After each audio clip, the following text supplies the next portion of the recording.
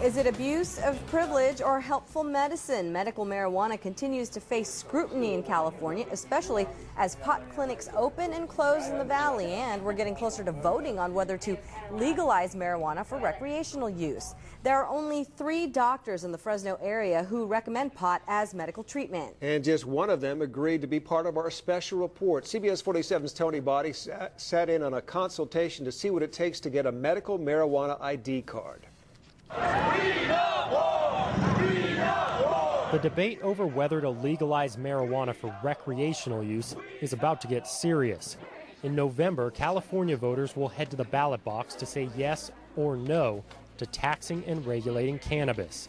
A total of 14 states allow marijuana to be used as medicine.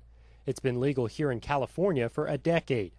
Some doctors who currently recommend cannabis to treat illnesses do not want to see it legalized for everyone. It's a wrong direction to go. Pathologist Daniel Brubaker thinks it should strictly be used as medicine.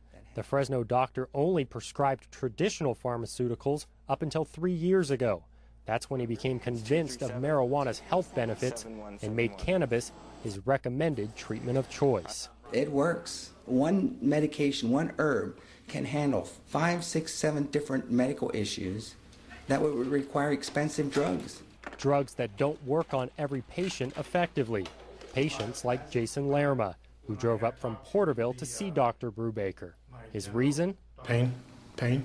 Lerma has diabetes, his kidneys no longer work, he's had an eye removed, lost part of his right foot, and suffers from anxiety, insomnia, and severe nausea.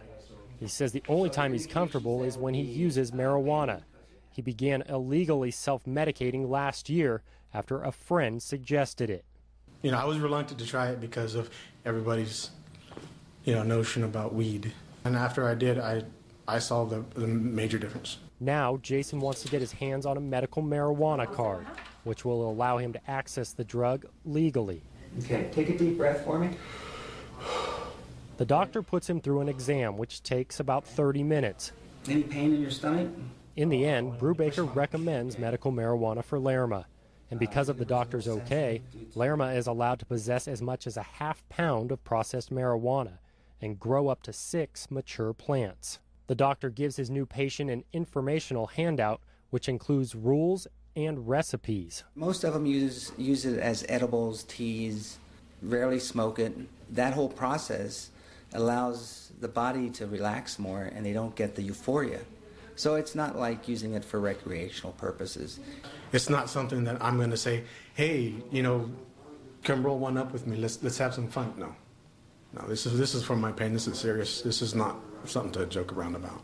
This right here is Jason's medical marijuana recommendation certificate. Now, it took just minutes to print this out, and it's something he's going to carry in his wallet at all times. Then you should have that card with you. It makes our task a lot easier as a law enforcement officer to determine that you're following the law as opposed to not following the law. Lieutenant Don Gross of the Fresno Police Department says officers never take a card at face value. We'll try and determine if the card actually matches the person, if there actually was a doctor's recommendation, and there are several ways we can do that. Gross says people on the up and up hardly ever pose a problem. We don't ever come in contact with the legitimate ones because they're not drawing attention to themselves. Our state now has more than 200,000 medical marijuana patients. Brubaker says he's seen about 1,500 patients inquiring about cannabis in just the last year. And out of that, I've probably rejected about 5%. Or 75 people, numbers which could easily raise an eyebrow about Brubaker's practice. However, this doctor says he stands by every recommendation that he writes. This is not just a fly-by-night thing, and I don't care what law enforcement says. What I do is legitimate. Tony Body, CBS 47 on your side.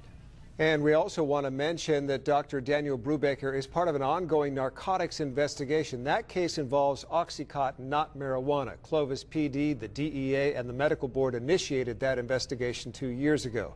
Brubaker issued this statement on the matter, quote, "I think it's bogus. I don't know who's behind it. I've done nothing wrong. My attorneys are working on it. I'm looking into the possibility of filing a lawsuit against them."